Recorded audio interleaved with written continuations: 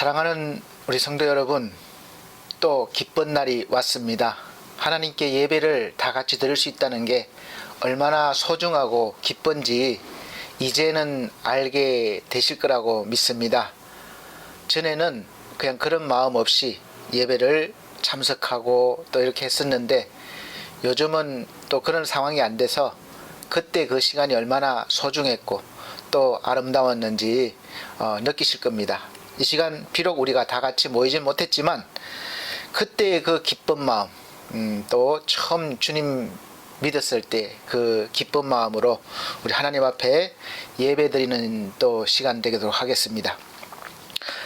드리기 전에 찬송가 235장, 새 찬송가 200장입니다. 찬송가 235장, 새 찬송가 200장 찬송 드리고 예배 드리도록 하겠습니다.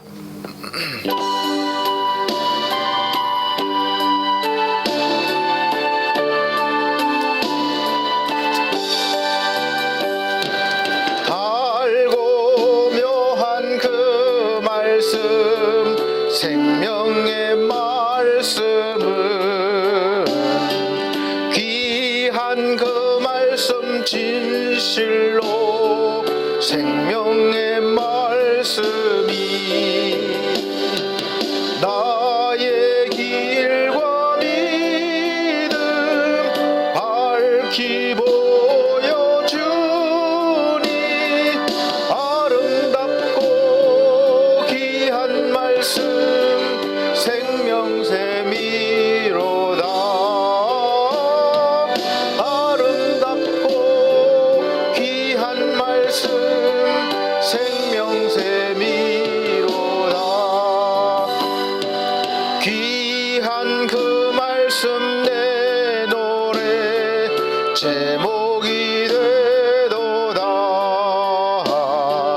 모든 사람의 복 주는 생명의 말씀을 값도 없이 받아 생명길을 가니 아름답고 귀한 말씀 생명샘이로다. 아름답고 귀한 말씀 생명샘이로다. 널리 울리고 퍼지는 생명의 말씀은 마음의 용서와 평안을 골고루 주나니 다만 예수 말씀 들어 복을 받네. 아름답고 귀한 말씀 생명샘이로다. 아름답고 귀한 말씀 생명샘이로다.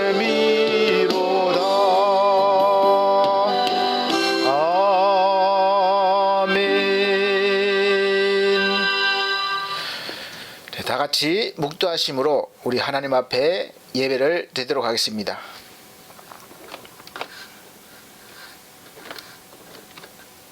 다 같이 묵도하시겠습니다.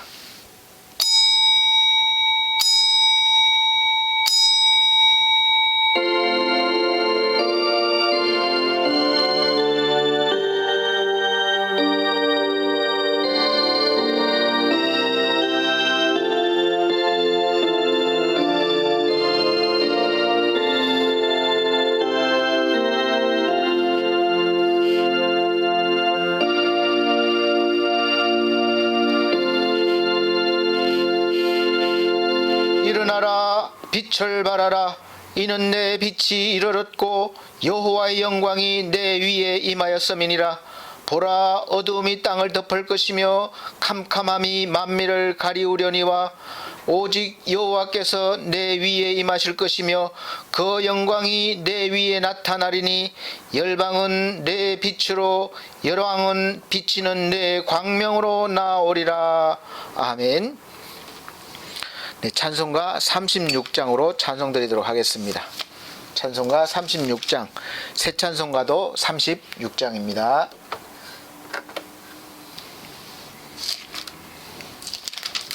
새 찬송가도 36장, 통일 찬송가도 36장입니다.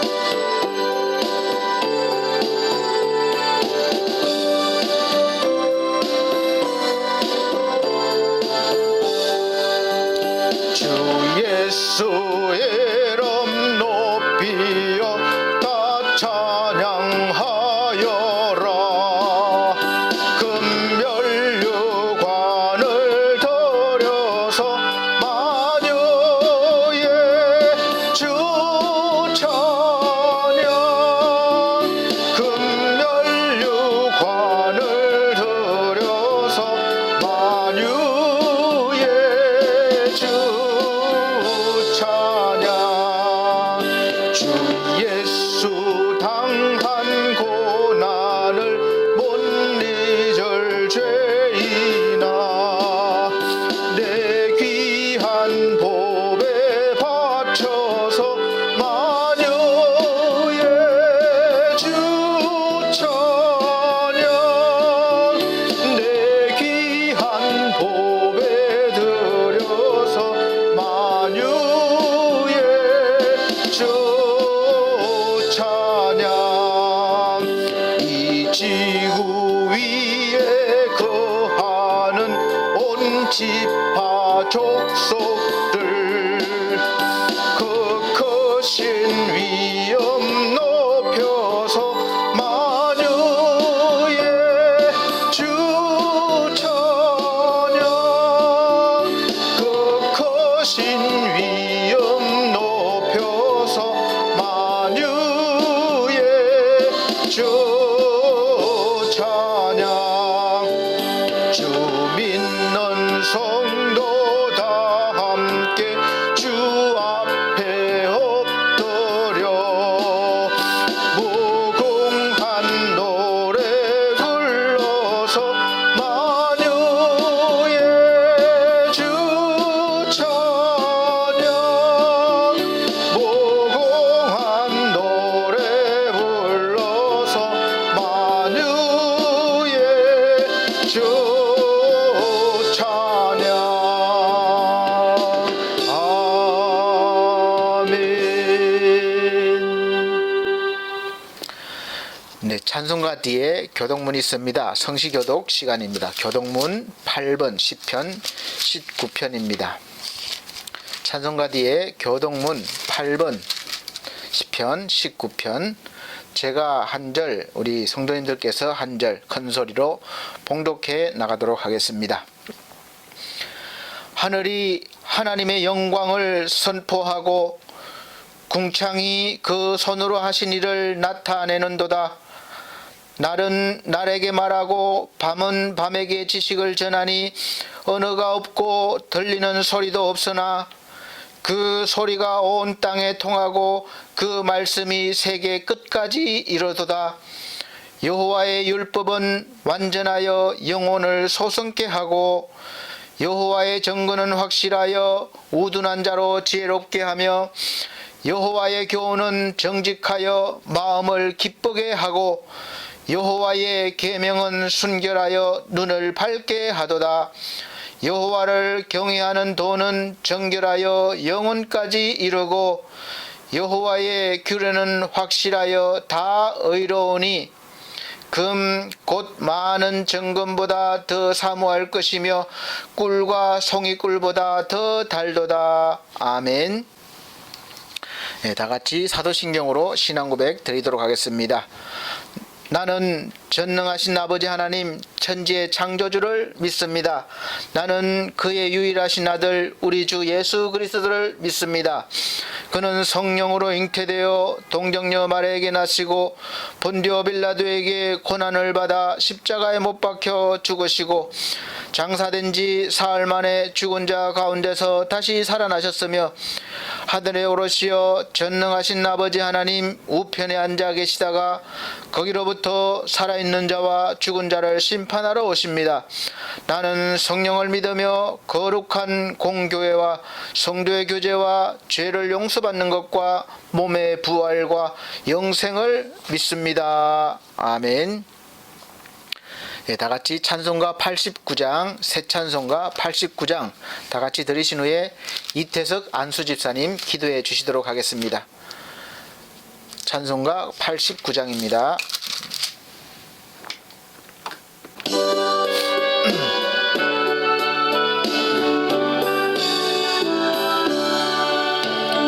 샤론의 꽃 예수 너의 마음에 거룩하고 아름답게 피소서. 내 생명이 참 사랑의 향기로 간데마다 풍겨나게 하소서. 예수 샤론의 꽃 나의 맘의 사랑으로 피소서. 샤론의 꽃 예수 이 세상에서 어느 꽃과 비교할 수 있으랴. 나의 삶의 한결같은 은혜와 사랑으로 가득하게 하소서. 예수 샤론의 꽃 나의 맘의 사랑으로 피소서. 샤론의 꽃 예수 모든 질병을 한이 없는 능력으로 고치사 고통하며 근심하는 자에게 크신 힘과 소망 내려주소서. 예수 샤론의 꽃 나의 맘의 사랑으로 피소서. 샤론의 꽃 예수 길이 피소서. 주의 영광이 땅 위에 가득해 천하 만민 주님 앞에 엎드려 경배하며 영광 돌릴 때까지. 예수 샤론의 꽃 나의 맘의 사랑으로 피소서. 아멘. 기도하시겠습니다. 사랑과 은혜의 하나님 아버지, 복된 날 허락하시어 주님을 찬양하고 경배드릴 수 있게 하심에 감사드립니다. 아멘. 이 시간 저희가 온 마음을 다하고 뜻을 다하여 신령과 진정으로 드리는 저희들의 예배를 주님께서 받아주시고 아멘. 홀로 영광 받으시옵소서. 아멘. 코로나19로 인해 주님 전에 나와 예배드리지 못하고 온라인 예배를 드리는 안타까움이 길어지고 있습니다. 하루빨리 코로나19가 종식되고 모두 함께 주님 전에서 찬양하고 감사드릴 수 있는 시간을 허락하여 주시옵소서. 아멘. 자비로우신 하나님, 코로나19로 인해 고통받고 힘들어하는 수많은 이들과 함께하여 주시옵소서. 아멘. 그들의 아픔과 고통 친히 어루만지시어 하나님 아버지의 은혜 찬양으로 넘쳐나게 하시옵소서. 아멘. 코로나19라는 세계적인 재앙 속에 입술로만 주여 주여를 외치는 소수의 사람들로 인해 하나님 아버지의 말씀이 왜곡되고 뜻이 변질되어 본인들의 사익에 우선하여 말하고 행동하는 그들의 죄 단죄하고 벌하여 주시옵소서. 하나님 아버지의 참 진리의 말씀을 온전히 전하고 받들 수 있는 대언자들, 참 성도들과 신도들로 세워주시옵소서. 아멘. 하나님을 경외하고 국가의 장래를 위하고 국민들 위해 봉사하고 국민들의 소리에 귀 기울이며 사익과 정당을 위한 정치가 아닌 국민을 위한, 국가를 위한, 후손들을 위한 정치와 정책을 위반하는 정치인들이 될 수 있게 주여 하나님께서 그들에게 지혜와 명철을 넣어 주시옵소서. 아멘. 은혜의 하나님, 주님께서 허락하신 2021년 벌써 50일이 흘러갔습니다. 1월 1일 새롭게 다짐하고 계획하고 결심했던 많은 일들이 벌써 포기하고 좌절하고 미루어지고 있습니다. 주여 나약하고 나태한 심령 붙잡아 주시옵소서. 아멘. 혼자의 힘으로 발버둥 쳐 보아야 덧없음을 깨달으며 오직 주님께서 허락하시고 주님만이 채워주실 수 있음을 깨달으니 주여 어리석음 회개하고 무릎 꿇으니 오직 주님을 의지하고 계획하고 이루고자 하는 모든 일 의탁할 때 주여 아버지 하나님이시여 모든 일 위에 함께 해주시어서 이루고 성사될 수 있게 하시옵소서. 아멘. 감사와 찬양만이 넘치게 하여 주시옵소서. 아멘. 우리를 구원하신 주님, 단위에 세우신 권대영 목사님께서 생명과 같은 축복의 말씀 증거하실 때 그 말씀에 성령님께서 함께 하셔서 아멘. 성령의 능력을 더하여 주시옵소서. 아멘. 목사님의 입술을 통하여 믿음이 말씀이 선포될 때 오직 살아계신 하나님의 말씀과 영광만이 나타나는 귀한 시간 되게 해주시옵소서. 아멘.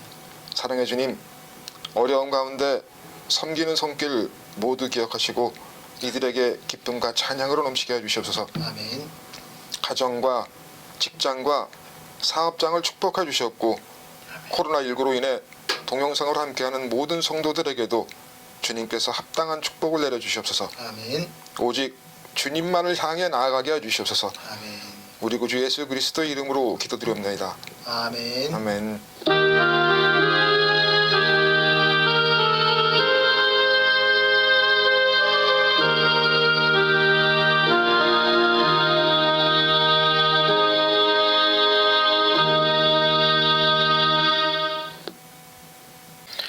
네, 감사합니다. 오늘 우리에게 주시는 하나님의 말씀입니다.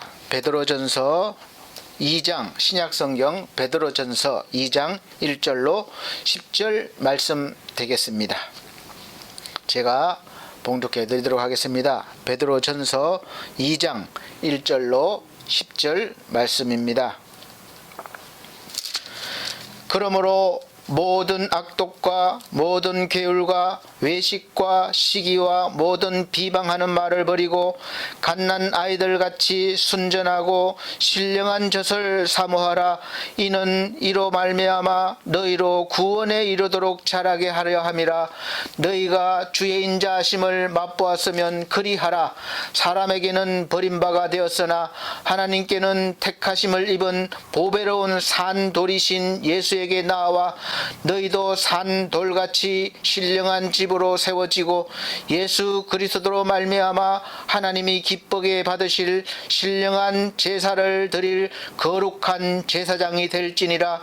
경에 기록하였으되 보라 내가 택한 보배롭고 요긴한 모퉁이 돌을 시온에 두노니 저를 믿는 자는 부끄러움을 당치 아니하리라 하였으니 그러므로 믿는 너희에게는 보배이나 믿지 아니하는 자에게는 건축자들의 버린 그 돌이 모퉁이의 머릿돌이 되고 또한 부딪히는 돌과 그치는 반석이 되었다 하니라.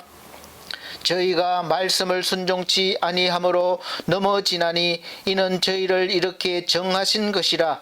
오직 너희는 택하신 족속이요 왕같은 제사장들이요 거룩한 나라요 그의 소유된 백성이니 이는 너희로 어두운 데서 불러내어 그의 기이한 빛에 들어가게 하신 자의 아름다운 덕을 선전하게 하려 하심이라. 너희가 전에는 백성이 아니더니 이제는 하나님의 백성이요 전에는 긍휼을 얻지 못하였더니 이제는 긍휼을 얻은 자니라. 아멘. 예, 사랑하는 우리 성도 여러분, 또 반갑습니다. 이렇게 한 주간 승리하시고 또 이렇게 함께 하나님 앞에 믿음으로 예배를 드릴 수 있게 되어서 너무나 감사하고 이 모든 은혜를 베푸신 우리 하나님께 영광을 돌립니다. 오늘 설교 말씀 제목은 아름다운 덕을 선전하는 사람이란 제목으로 말씀을 전하도록 하겠습니다. 요즘 우리가 들려오는 모든 소리들이 아름다운 소리가 정말 별로 없는 것 같아요. 거의가 대부분 좋지 않은 소리, 실망하는 소리, 좌절된 소리, 또 서로 비난하는 소리가 대부분 많습니다. 그러다 보니까 우리 마음도 어디서 위로받거나 정말 평안해지고 기쁨이 아니라 너무 어두워지고 같이 동조가 되고 그렇게 되는 경우가 종종 많이 있는 것 같습니다. 이러한 시대에 정말 아름다운 소식을 전할 자가 누군가? 바로 저와 여러분들인 것이죠. 이 어두운 시대에 빛을 밝힐 그런 사람들이 바로 그리스도인들이라는 사실을 잊지 마시길 바랍니다.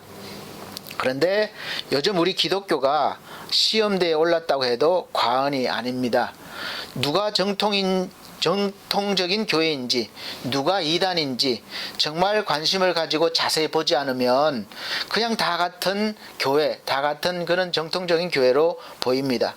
그리고 사실 교회를 다니는 성도들조차도 또 목사인 저조차도 어떻게 보면 잘 구별이 안 되는 그런 곳들도 많이 있습니다. 그래서 정통적인 교회나 이단에 속한 교회나 통틀어서 사실 세상에서 덕을 세우기보다는 한꺼번에 비난을 받고 있는 거죠. 한꺼번에 그냥 같은 교회로 보는 거죠. 그래서 참 안타까운 현실입니다. 그런데 이러할 때 우리가 제대로 진리를 지키고 또 진리를 전하게 되면 반드시 하나님께서 또 바로 잡아주실 거라고 믿습니다. 제가 지난 18일 날 총회 우리 정권위원회에 다녀왔는데 거기서도 이단에 대해서 경계하라고 자료도 받고 또 우리 교단 출신이라고 본인이 주장하는 거죠. 교단 출신이라고 말하면서 사회적으로 보니까 여러 가지 비리와 또 어떤 사건에 연루되어 있어서 좀 문제가 심각합니다. 그래서 아무개 목사를 미리 우리 교단에 누를 끼칠까봐 미리 선제적으로 또 거기에 또 이렇게 대응을 하자고 결의를 했습니다. 그리고 이단이라고 의심이 가는 단체와 또 확정이 된 그런 단체와는 교류를 하지 말자는 그런 결의도 했습니다. 왜 이렇게까지 해야 합니까? 그냥 가만히 있으면 막 뒤섞여서 누가 누군지 구별이 안 되기 때문에 그렇습니다. 우리가 하나님의 말씀 중심으로 서 있기 위함인 거예요. 목회자들을 훈련시키고 또 배출하는 총회와 교단이 하나님의 말씀 중심과 또 올바른 신학으로 서 있지 못하면 그곳에서 훈련받고 졸업하고 목사 안수를 받은 그런 개개인의 목사들이 사회 곳곳에서 심각한 문제를 일으키고 또 많은 영혼들을 어두운 곳으로 인도하는 그런 영적인 지도자들이 되어버립니다. 우리가 착각하고 있는 것 중에 하나가 나 스스로는 무엇이 옳은지 그런지 판단할 수 있다고 믿는 거예요. 대부분의 사람들이 그렇습니다. 그런데 그 판단하는 기준도 어쩌면 내가 태어나고 또 배우고 자란 환경과 교육에서 기준이 세워졌기 때문에 언제나 내가 바른 판단을 한다고 볼 수가 없습니다. 좋지 않은 그런 교육을 받고 사상을 어릴 때부터 주입받고 자란 사람들이 세상에 나와서 제대로 된 판단을 할 수가 있겠습니까? 그래서 우리는 각종 유언비어나 입맛에 맞는 말을 하는 곳으로 넘어지는 것이죠. 그렇게 넘어지게 되어 있습니다. 사람들은 나름대로 자기 자신이 바른 판단을 할 수 있고 또 정의로운 결정을 한다고 생각하지만 사실 그런 생각을 하는 것을 늘 우리가 조심해야 하고 또 그런 생각이 맹목적이 되어서는 안 된다는 것입니다. 왜냐하면 어떨 때는 우리는 누구나 너무도 허황된 이야기나 사상에 쉽게 동조되어서 빠지는 경우가 많기 때문에 그렇습니다. 상식적으로 보기에는 도저히 이해가 되지 않고 잘못된 것인 걸 누구나가 다 아는데 또 거기에 빠져서 심각하게 동조하는 사람들도 많이 있는 것을 우리가 종종 볼 수가 있습니다. 사실 민주주의의 대표자격이라고 할 수 있는 미국에서 대통령 선거와 관련된 그런 유언비어와 잘못된 정보들 그리고 맹목적인 그 추정으로 미국 역사상에 가장 그 민주주의 뿌리인 미국 역사상에 가장 부끄러운 선거가 되고 말았다는 것을 우리는 다 알고 있습니다. 그리고 사상 초유의 사태로 미 의회가 트럼프를 지지하는 시위대에게 폭력으로 점거를 당하는 사건도 일어났습니다. 우리가 TV 프로그램 어느 프로그램에서 말하는데 미국인들뿐만 아니겠죠. 그들이 잘못된 정보를 진실인 것처럼 믿는 경우도 굉장히 많다는 거예요. 그 중에 하나가 우리가 코로나 바이러스 그 백신에 그 칩을 심어서 나중에 우리를 조종할 것이라는 그런 유언비어를 통해서 백신을 맞는 것을 거부하는 그런 사람도 생겨난다는 것이죠. 그 잘못된 정보를 만들어내고 유출하는 사람들이 있습니다. 그들은 대체적으로 사회에서 영향력을 주는 그런 사람들이 많습니다. 그래서 많은 사람들이 동조하게 되는 거예요. 그리고 지금 계속해서 뉴스에 나오고 있는 그 하버드 대학교의 교수가 일본군의 그 위안부 피해자들이 강제로 끌려간 것이 아니라 자발적인 매춘을 한 것이라고 논문을 쓰고 발표하고 학술지에 실는다는 거예요. 우리가 그냥 생각하기에 그냥 교수 한 개인이 한 사람이 쓴 논문이 뭐가 그렇게 대수냐라고 할지 모르겠지만 그래도 하버드 대학교 교수라고 하면 세계적으로 인지도가 높기 때문에 그가 쓴 논문이 학술지에 실리게 되면 그 다음에 논문을 쓰려는 같은 주제를 가지고 논문을 쓰려는 사람들에게 참고 자료로 활용이 되는 거예요. 그렇게 되면 나중에 그것이 시간이 지나게 되면 마치 그것이 역사적인 사실인 것처럼 그렇게 심각한 오류가 발생하는 것입니다. 왜 이런 일들이 일어납니까? 세상은 겉으로 보기에는 언제나 돈과 권력으로 움직인다는 것을 우리가 알 수 있습니다. 미국 의회나 교수들이 왜 일본을 두둔합니까? 사실 그들도 알고 있으면서도 그렇게 하는 사람도 많은 거예요. 왜냐하면 일본이 막강한 로비를 통해서 정치인이나 교수, 언론인 등 영향력 있는 사람들에게 막대한 기부금이나 연구비를 엄청나게 그렇게 기부금을 지불하고 있다고 합니다. 어떤 명목으로든지 내가 노력하고 땀을 흘려서 받은 돈이 아니면 사실은 떳떳하지 못하게 되어 있습니다. 특히 어떤 위치에 있으면서 청탁의 대가로 받은 돈은 그 사람의 바른 판단을 하지 못하게 합니다. 그렇게 하기 위해서 주는 돈이니까요. 정상적으로 법적으로 하면 되지 않는 것을 되게 하려는 그런 의도로 주는 돈이니까 당연히 바른 판단을 하지 못하게 되겠죠. 그래서 성경에서는 뇌물에 대한 그런 말씀이 상당히 많이 있습니다. 뇌물은 무죄한 자를 죽이려는 것 같다고 말씀했어요. 신명기 27장 25절 보면 무죄자를 죽이려는 뇌물을 받는 자는 뇌물이 무죄자를 죽이려고 한다는 것이죠. 저주를 받을 것이라 이렇게 심각한 죄입니다. 모든 백성은 아멘 할지니라. 여기에서 모든 백성이라는 것은 누구도 그러지 말라는 거예요. 벗어날 수 없다는 겁니다. 뇌물의 가장 큰 폐해는 그 사람의 판단력을 어지럽게 하고 온전한 마음을 파괴해서 다른 사람에게 피해를 주는 것이죠. 그래서 잠언서 7장 7절에는 탐악은 욕심이 많고 포악한 거예요. 탐악이 지혜자를 우매하게 하고 뇌물이 사람의 명철은 이렇게 마음을 많게 하느니라 했습니다. 욥기서 15장 34절에도 사곡한 무리는, 이 사곡은 요사롭고 교활하다, 요사스럽고 교활하다는 뜻이에요. 그래서 사곡한 무리는 결실이 없고 뇌물을 받는 자의 장막은 불탈 것이라. 한결같이 성경에서는 뇌물을 받는 자는 결코 좋지 않게 된다는 것을 말하고 있습니다. 여기에서 주는 자를 말하는 게 아니라 성경 받는 자가 그렇게 된다는 거예요. 받는 자. 주는 자도 물론 죄가 있겠죠. 그러나 이 받는 자가 받음으로 끝나는 것이 아니라 받았을 때 억울한 사람이 생겨난다는 거예요. 그래서 아모스에서는 5장 12절에서는 너희의 허물이 많고 죄악이 중함을 내가 아노라. 너희는 의인을 학대하며 뇌물을 받고 성문에서 궁핍한 자를 억울하게 하는 자로다. 이렇게 말씀하고 있습니다. 그러니까 뇌물을 받은 사람들이 억울한 사람을 만들어내는 거예요. 이사야서도 있습니다. 이사야도 비슷한 말로 나라의 지도층을 질책합니다. 이사야 1장 23절 보면 내 방백들은 패역하여, 방백들은 지도자들입니다.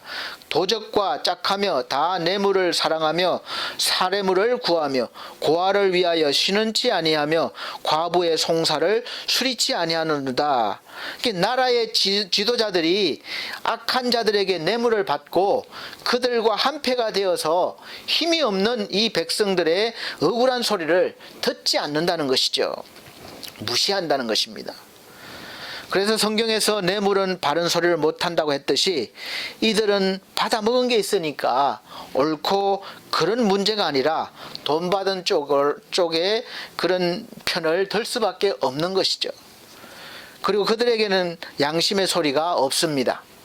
그 양심의 소리를 돈 받는 걸로 더 많은 사람들을 위한 정치, 더 많은 사람들의 유익을 위한 연구라는 목적으로 돌려버리는 거죠. 그 양심의 소리를 무시하고 덮어버리고 자기 합리화를 하는 거예요. 내가 돈을 받아서 내가 쓸 것이 아니라 더 큰 일을 위해 하기 때문에 받았다. 이렇게 자기 합리화를 시키는 것이죠. 이렇게 뇌물이 많이 난 사회나 작은 단체나 큰 사회나 국가에 살고 있다는 것은 매우 불행한 일이고 우리 삶의 질이 떨어지게 됩니다. 우리뿐만 아니라 앞으로 살아갈 우리 자녀들, 후세대들에게도 정말 좋지 않은 그런 환경과 나라를 물려주게 되는 것이죠. 그래서 우리는 어느 때보다도 이 세상의 풍조에 흔들리거나 동조되지 않고 하나님의 말씀 중심의 삶을 살아내야 하고 하나님의 통치가 나뿐만 아니라 우리 심령에까지 또 우리가 사는 것에 뿌리 내리도록 그렇게 해야 할 의무와 사명이 있는 것이죠. 그래서 정신을 차리고 이 흔들리는 이 세상에서 구원의 방주를 든든히 만들어서 많은 사람들을 방주에 태워서 구원해야 하는 그런 사명이 있는 것입니다. 우리가 바르게 살면서 자녀들에게도 하나님의 말씀이 중심이 되게 해주고 또 하나님의 말씀이 양심의 기준이 되게 해줘야 합니다. 그러면 그렇게 자란 세대들이 사회 곳곳에서 일하게 되면 자연스럽게 뇌물이 사라지고 정직하게 노력하는 그런 삶을 사는 사람들이 빛을 보게 되는 날이 올 것입니다. 이러한 일들은 어느 한 사람만 가지고는 안 됩니다. 그래서 우리 그리스도인들이 다 함께 이루어 가야 합니다. 그것이 바로 이 시대의 우리의 사명인 거예요. 한 사람의 그 어떤 노력이나 한 사람의 능력으로는 되지가 않습니다. 대통령이 아무리 정직하고 능력이 있어도 그 밑에서 손과 발이 되어서 움직이는 사람들이 함께 그렇게 따라주지 않으면 그 원하는 대로 백성들이 누리지 못하는 거예요. 중간에서 다 없어져 버리는 것이죠. 그래서 어느 한 사람만 가지고는 되지가 않습니다. 사람의 학문이 점점 깊어지고 발전되면서 이렇게 신학을 하나님의 말씀인 성경보다 더 위인 것처럼 여기고 사람의 학문으로 하나님의 말씀을 대하려다 보니까 일정 부분에서는 보기에 우리가 너무 고상하고 또 깊은 경지에 이런 것처럼 보이지만 실상은 우리로 하여금 하나님과 더 점점 멀어지게 하고 하나님과의 신뢰를 깨어버리는 그런 결과를 가져오게 됩니다. 그래서 교단이나 교파가 많이 생겨나게 되었고 갈라지게 된 것이죠. 서로의 그 뜻이 또 맞지 않기 때문에 이렇게 갈라지는 것입니다. 그래서 지금은 어느 누구도 통합할 수 없는 그런 힘이 없는 우리 그런 조직이 돼버린 거죠. 어떻게 보면 누구도 이 교계를 통합하거나 이렇게 할 수 있는 힘이 없어져 버렸습니다. 신학교에서는 신본주의보다는 인본주의 사상을 더 많이 가르치고 있는 것이죠. 그러다 보니까 거기서 배운 목사들까지도 하나님을 믿고 하나님의 말씀을 전하지만 인본주의 사상을 통해서 하게 되는 거예요. 그러면 어떤 현상이 일어나는가 하면 하나님의 은혜와 능력은 점점점 약하게 되고 이 사람의 능력과 힘이 마치 하나님처럼 높아지게 되는 것이죠.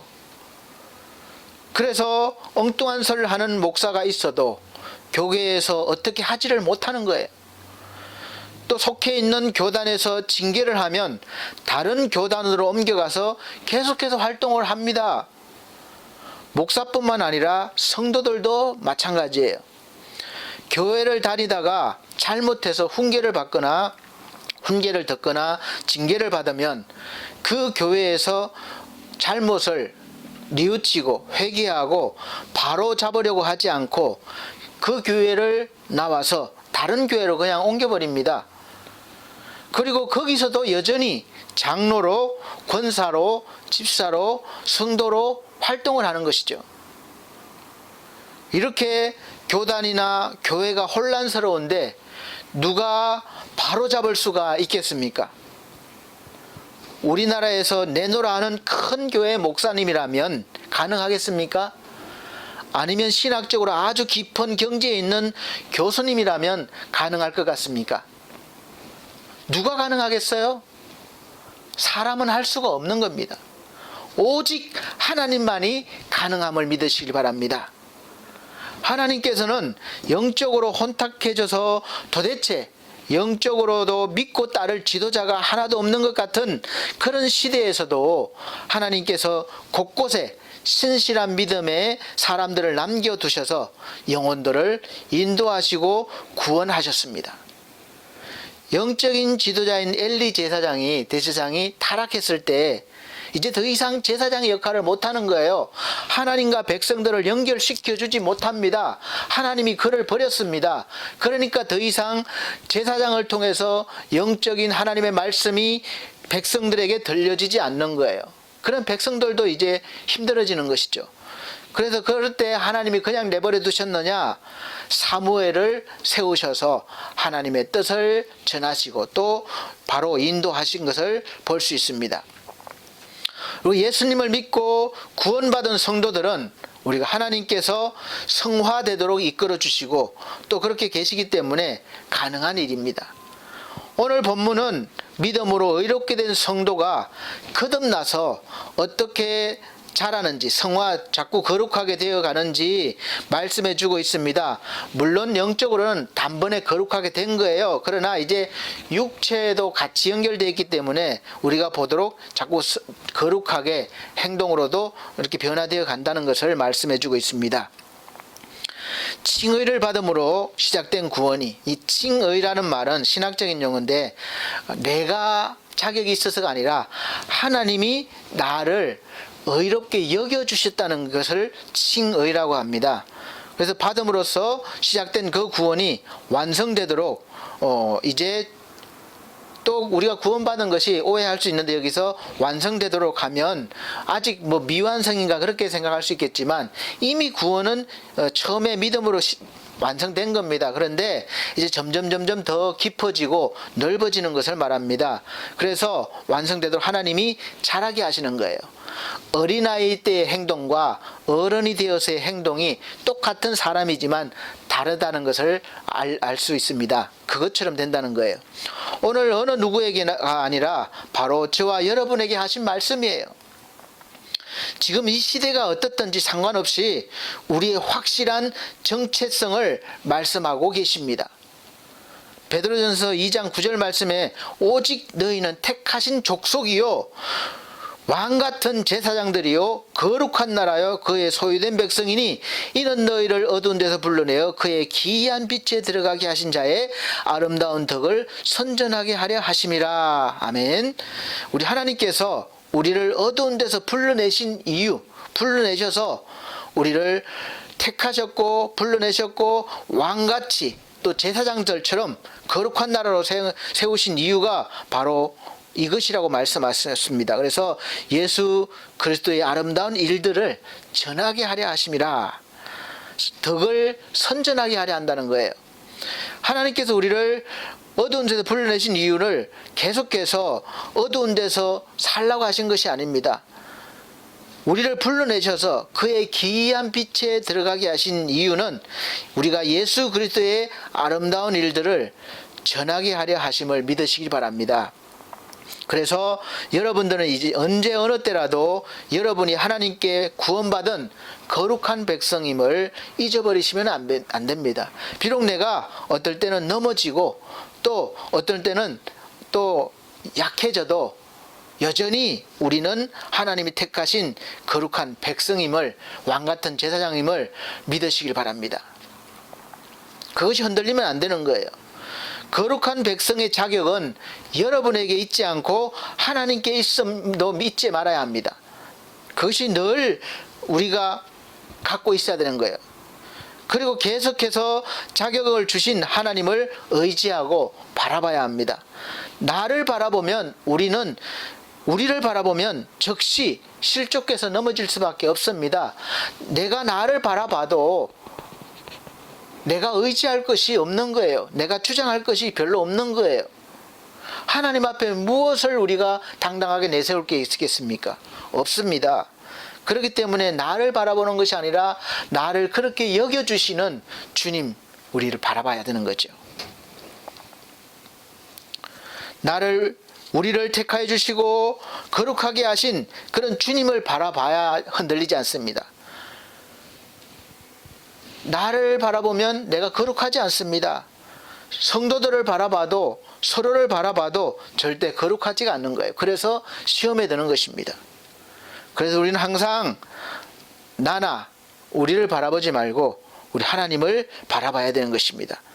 그래서 하나님께서 우리를 택해 주시고 거룩하게 하시고 제사장으로 거룩한 나라로 살아가게 하신 이유는 오직 우리 주 예수 그리스도께서 하신 일을 믿고 내 일로 받아들인 후에 여기에 다른 것을 갖다 붙이면 안 돼요. 내 공로, 내 어떤 대가를 갖다 붙이면 안 됩니다.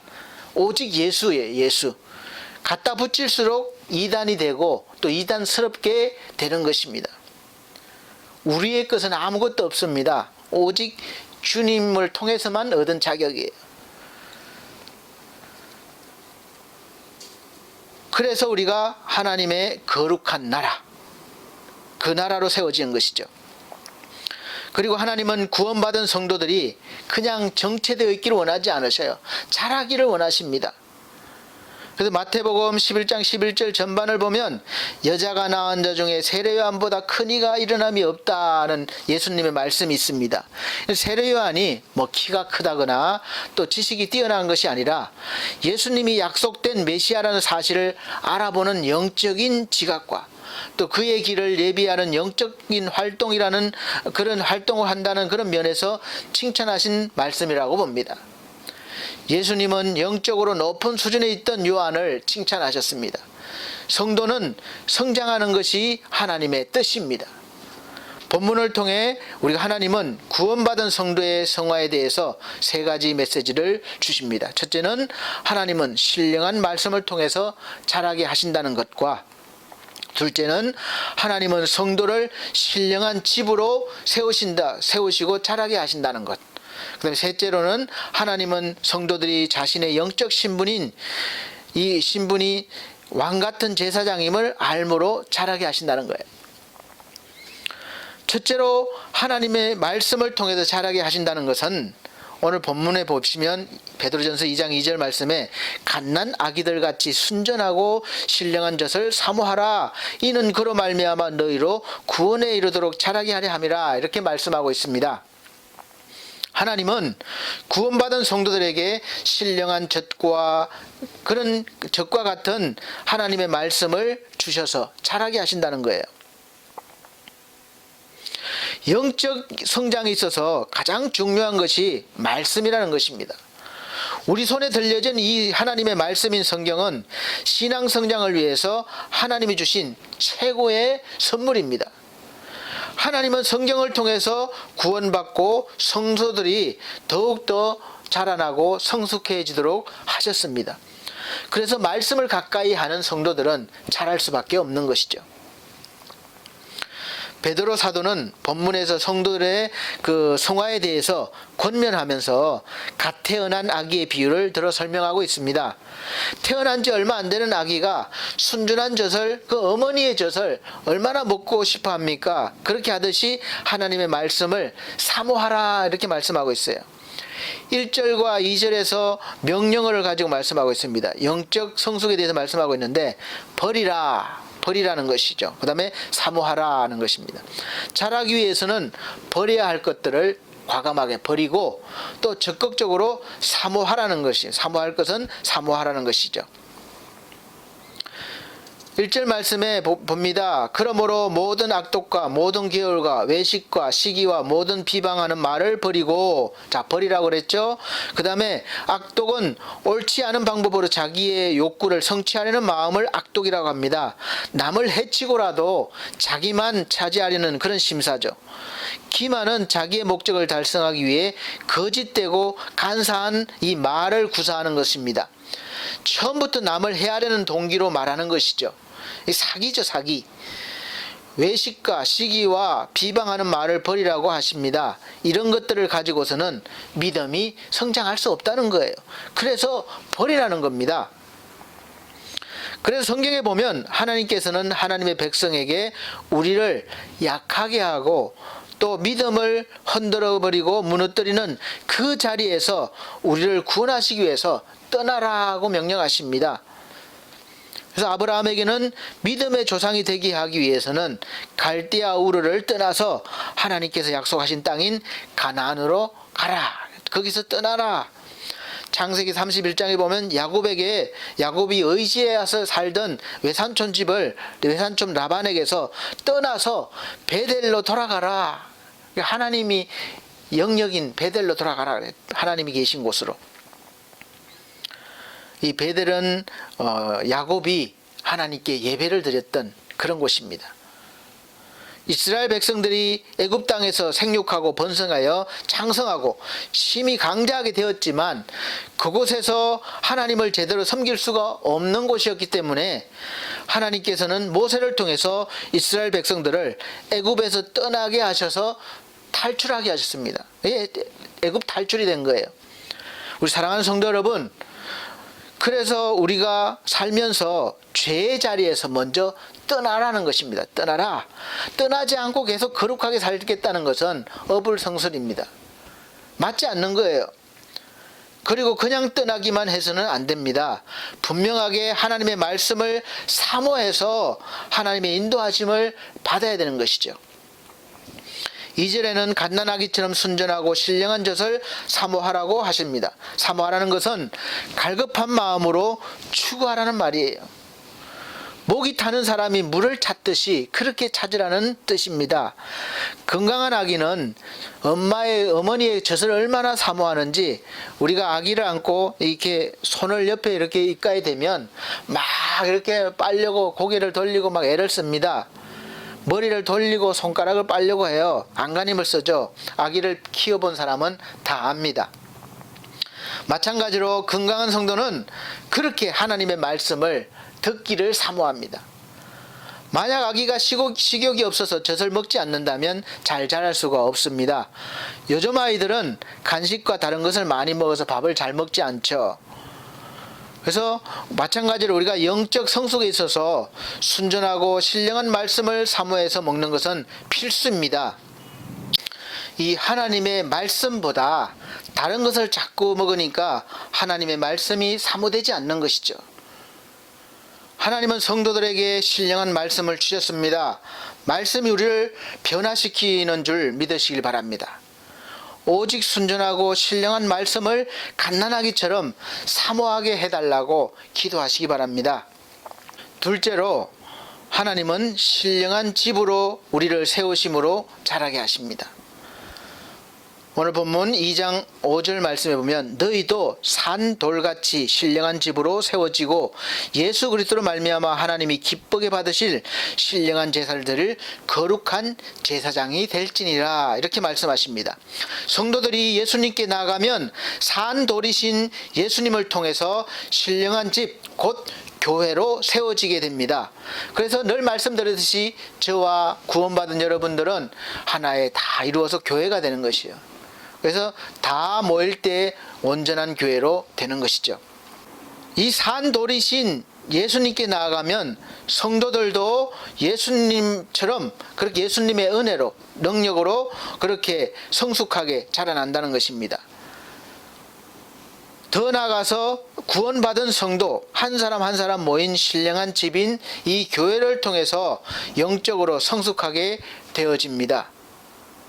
그리고 여러분 한 사람 한 사람이 하나님께로 나아가는 거룩한 제사장이 된 것이죠. 그래서 언제 어디서라도 여러분이 거기서 하나님 앞에 나아갈 수가 있습니다. 그래서 교회와 성도는 한 몸처럼 여겨야 되는 것이죠. 그래서 주님이 교회를 얼마나 사랑하시는지 말씀하고 있습니다. 4절에서 예수님을 하나님께 택하심을 입은 보배로운 산돌이라고 말씀하십니다. 여기서 살아있는 돌이죠. 산돌은 성경에서 여러 곳에서 예수님을 돌이라고 부르고 있습니다. 이사야 28장 16절에는 예수님을 기초석이라고 부르고 있어요. 그러므로 주 여호와께서 이같이 이르시되 보라 내가 한 돌을 시온에 두어 기초를 삼았노니 곧 시험한 돌이라 귀하고 견고한 기초돌이라 그것을 믿는 이는 다급하게 되지 아니하리로다. 이렇게 다급하게 되지 않는다는 말은 일이 밀리지 않고 잘 풀린다는 말입니다. 구원받은 성도는 예수님을 삶의 기초로 하고 있는 사람들이란 뜻이에요. 기초 가운데 가장 튼튼한 기초는 바로 예수 그리스도이신 줄을 믿으시기 바랍니다. 그래서 그 기초 위에 여러분을 세우시면 돼요. 그럼 예수님이 든든하게 여러분을 받쳐주십니다. 고린도전서 10장 4절 말씀에는 예수님을 반석이라고 부르고 있습니다. 다 같은 신령한 음료를 마셨으니 이는 그들을 따르는 신령한 반석으로부터 마셨음에 그 반석은 곧 그리스도시라. 그리고 에베소서 2장 20절에서 22절 말씀에서는 예수님을 모퉁이 돌이라고 부르고 있습니다. 너희는 사도들과 선지자들의 터 위에 세우심을 입은 자라 그리스도 예수께서 친히 모퉁이 돌이 되셨느니라. 그의 안에서 건물마다 서로 연결하여 주 안에서 성전이 되어가고 너희도 성령 안에서 하나님이 거하실 처소가 되기 위하여 그리스도 예수 안에서 함께 지어져 가느니라. 아멘. 이제 예전에는 하나님의 성전으로 임재하셔서 제사장을 통해서 이렇게 말씀하셨지만 지금은 저와 여러분 한 사람 한 사람이 성전이 되었다는 거예요. 집이 되었다는 거예요. 그래서 그 집이 모여서 온전한 집으로 되어 간다는 것이죠. 그래서 성도가 성숙해져서 살아있는 돌이 되어서 교회를 지탱한다는 말이 됩니다. 그래서 산 돌이신 예수님께 나아가는 것이 거룩하게 변화되어 살아갈 수 있는 유일한 방법인 것이죠. 우리 사랑하는 성도 여러분, 여러분들이 하나님의 신령한 집의 산돌인 것을 믿으십니까? 그렇다면 주님의 몸된 교회의 일원이 되어서 활동하고 계시는가요? 그러시면서 예수 그리스도의 아름다운 덕을 전하고 계십니까?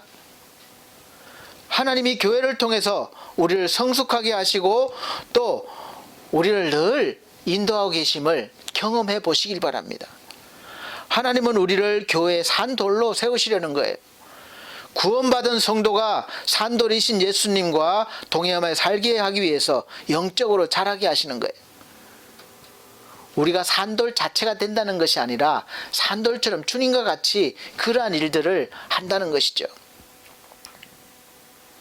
그래서 성도들과의 교제가 중요하고 교회 안에서의 교제를 통해서 믿음이 자라게 하시는 것입니다. 그래서 혼자 있는 것보다 교회 공동체에 소속되어 있는 것이 정말 중요합니다. 같은 교회에 우리가 다니지 않아도 함께 구원받은 성도들과 잘 화합해서 신앙이 더욱더 돈독해지고 성숙하게 되시기를 예수 그리스도 이름으로 축원드립니다. 마지막 세 번째로 영적인 신분을 알므로 자라게 하십니다. 오늘 본문 9절 말씀에 그러나 너희는 택하신 족속이요 왕같은 제사장들이요 거룩한 나라요 그의 소유된 백성이니 이는 너희를 어두운 데서 불러내어 그의 기이한 빛에 들어가게 하시니에 아름다운 덕을 선포하게 하려 하심이라 이렇게 말씀하십니다. 하나님은 성도들이 자신의 영적 신분을 알게 하심으로 자신의 사명을 깨닫게 하십니다. 구원받은 성도는 하나님께 선택되어서 이제 그의 소유가 된 사람들이에요. 그의 것입니다. 그들은 왕같은 제사장들이에요. 왕은 통치자를 말합니다. 그래서 이제는 삶의 노예가 되는 것이 아니라 삶의 주인이 되어서 주도하는 삶을 살게 되는 것이죠. 제사장이라는 것은 영적인 지도자를 말합니다. 지도자는 세상에서도 모범이 되어야 하듯이 영적으로는 마찬가지입니다. 하나님은 구원받은 백성들이 이런 영적인 신분을 알고 아름다운 덕을 드러내기를 전하기를 원하십니다. 그래서 본문 10절에서는 전에는 말과 이제는 이라는 말이 반복되어 있습니다. 그것은 신분의 변화를 가리키는 거죠. 너희가 전에는 백성이 아니더니 이제는 하나님의 백성이요 전에는 긍휼 불쌍함을 얻지 못하였더니 이제는 긍휼을 얻은 자니라. 그렇습니다. 오늘 하나님께서는 우리에게 예수님을 믿기 전에 우리가 어떤 신분이었는지 믿은 후에 어떤 신분이 되었는지 말씀하고 계시는 것이죠. 그러면 여러분들이 자꾸 예전의 모습을 보고 자꾸 자기의 정체성을 잃어버리면 안 되는 거예요. 거기서 자기 정체성을 찾지 마시고 이제는 하나님으로 인해서 바뀐 여러분의 신분을 확인하고 또 확인해서 하나님의 백성임을 증명하면서 살아가셔야 되는 것이죠. 예수님을 믿고 구원받아서 이제 하나님의 자녀가 된 신분이 얼마나 많은 것들을 바꾸어 놓았는지 말씀하고 있는 것입니다. 그 달라진 영적 신분에 맞게 살아가면 신앙이 성장하게 되어 있습니다. 그러므로 사랑하는 우리 성도 여러분, 지금 내가 하나님께서 택하셔서 그분의 소유가 된 소중한 존재임을 신분인 것을 느껴보시고 날마다 그 느낌으로 살아가시면서 이제 아름다운 예수님의 하신 일들을 전하시기 바랍니다. 그리고 구원받은 후에 내가 인품과 성격이 정말 성숙해지고 있는가 한번 생각해 보시고 또 그렇게 되시기를 원합니다. 그리고 갓난아기처럼 순전하고 신령한 말씀을 사모하시길 바랍니다. 하나님은 우리가 영적으로 성숙해져서 그의 거룩한 빛을 선전하시기를 원하십니다. 하나님은 성도들의 성숙함을 위해서 이미 성경과 교회를 주셨습니다. 그래서 이 놀라운 영적 신분, 그의 소유된 왕 같은 제사장으로 삼아 주셨어요. 이제 우리가 택함 받은 거룩한 백성으로 또 영적인 지도자인 제사장으로서 하나님의 빛을 자랑하시고 또 전하시는 그런 덕 있는 삶을 사시기를 예수 그리스도의 이름으로 축원드립니다. 기도하시겠습니다. 하나님 감사합니다. 우리를 불러주시고 놀라운 신분의 변화를 주셨습니다. 하나님의 자녀된 신분을 어디 가서 우리가 바꾸겠습니까? 이제 자녀된 신분으로 살아가기를 원합니다. 우리 하나님의 은혜와 하나님의 능력의 빛이 온 세상에 비추도록 우리가 증거하는 전하는 삶을 살게 하여 주시옵소서. 감사드리며 예수 그리스도의 이름으로 기도합나이다. 아멘. 네, 봉헌의 시간입니다. 찬송가 265장, 새 찬송가는 516장입니다. 265장, 새 찬송가는 516장 찬송하시면서 준비하신 예물 드리도록 하겠습니다.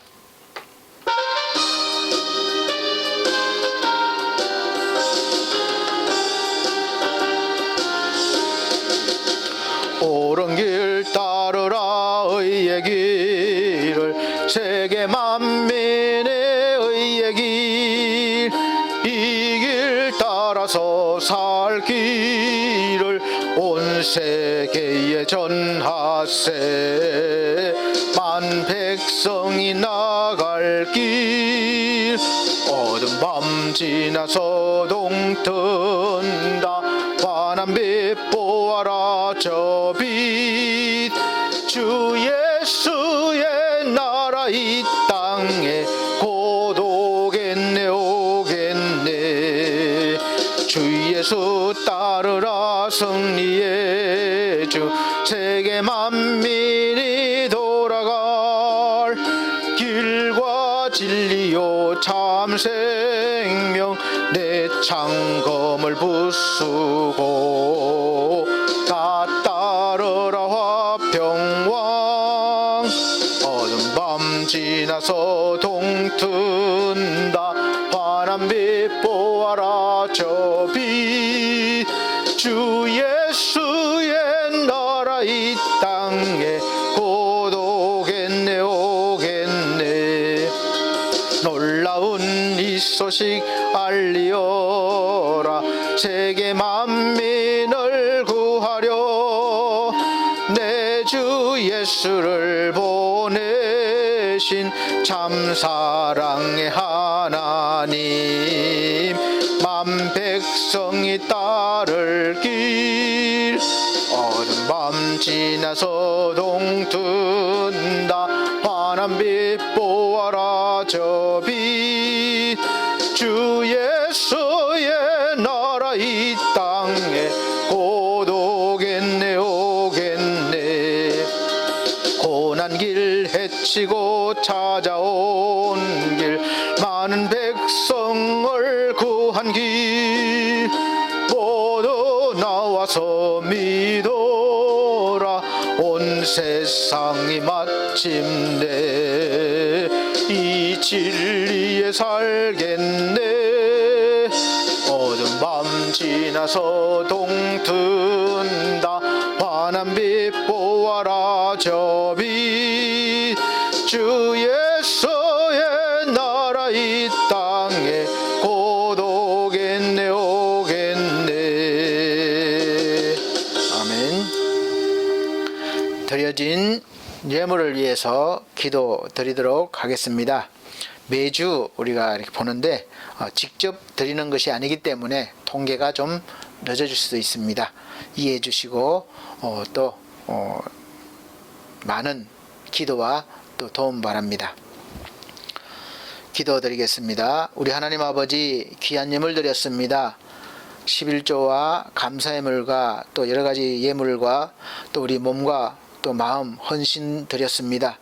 또 선교 예물 권순란 선생님 늘 어려운 중에 드리고 있습니다. 주여, 이 귀한 손길들 일일이 기억하시고 언제나 어려운 세상 살아가는데 모든 풍파 속에서도 든든히 서갈 수 있도록 물질의 복과 영적인 능력의 복을 더하여 주시옵소서. 그리해서 어디에서 무엇을 하든지 예수 그리스도의 아름다운 덕을 전할 수 있는 신실한 그리스도인들, 성도들 다 되게 하여 주시옵소서. 예수 그리스도 이름으로 축복하고 기도함나이다. 아멘. 네, 교회 앞에 광고 말씀 드리겠습니다. 우리 21년도 교회 표어는 주와 동행입니다. 늘 동행하는 삶을 살아가 보시기를 바랍니다. 대단한 변화가 있을 것입니다. 매주 주일 오전 11시에 영상 예배로 하나님 앞에 드리고 있습니다. 속히 만날 수 있는 날을 손꼽아 기다려 봅니다. 그래도 예배는 미리 준비하셔서 제대로 잘 하나님 앞에 드리시길 바랍니다. 또 성도들의 우리 가정과 직장과 사업을 위해서 기도해 주시길 바랍니다. 그 다음에 우리 연약한 성도들이 있습니다. 잘붕 원사님, 또 최희주 성도, 그리고 지상준, 근호출, 또 그 외에 또 믿음이 약한 우리 성도들이 있습니다. 또 육체가 약한 성도들이 있습니다. 기도해 주셔서 우리 이태석 안수 집사님은 많이 회복되었어요.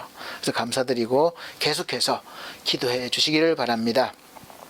그리고 제가 다녔던 모교의 신학교인데 요즘 학생들이 많이 줄었어요. 일반 학교도 그렇듯이. 그래서 이제 주님을 위해서 헌신할 수 있는 사명자를 찾습니다. 뭐 대단한 신학교, 유명한 신학교, 또 박사학위 그런 것이 아니라 정말 신실하게 하나님의 말씀을 전할 수 있는 그런 사명을 가진 사람들이면 더 좋겠습니다. 물론 박사의 길도 다 갈 수 있는 길이 열려져 있긴 합니다. 열려져 있습니다. 그래서 좀 지도자가 필요합니다. 그래서 여러분 관심 가져주시고 보신 다음에 연락 주시고 등록해 주시기를 바랍니다. 소개도 해 주시기 바랍니다.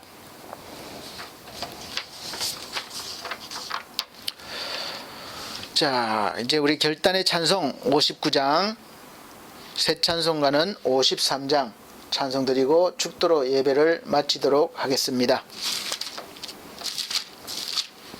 또 한 주간 승리하시길 바랍니다.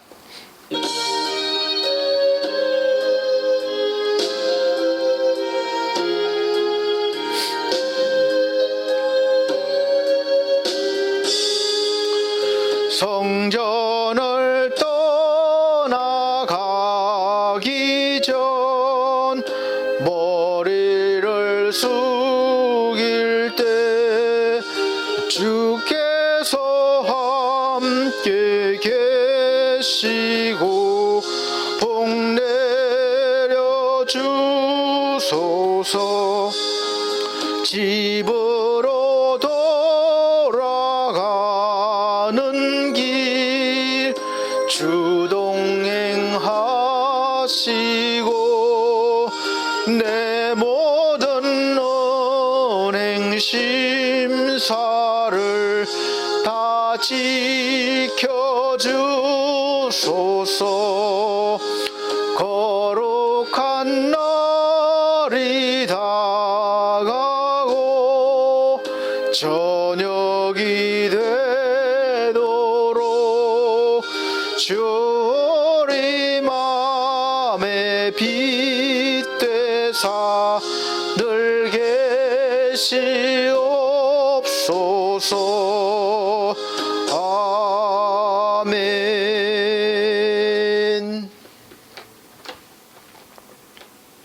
우리 하나님 아버지, 우리의 발걸음 한 걸음 한 걸음마다 늘 동행하시고 신실한 믿음으로 우뚝 서서 세상에서 빛과 소금의 역할을 감당할 수 있도록 늘 붙잡아 주시고 동행하여 주시옵소서.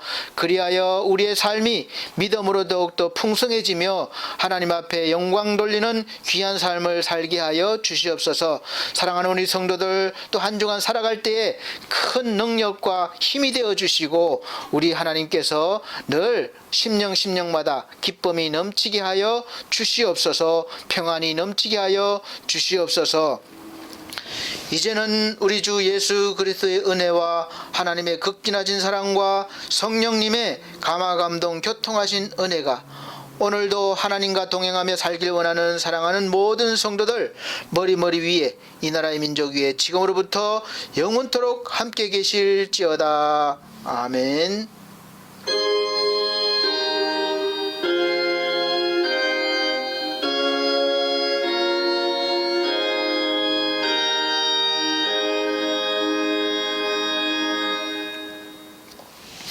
하나님께 영광 돌립니다. 감사합니다.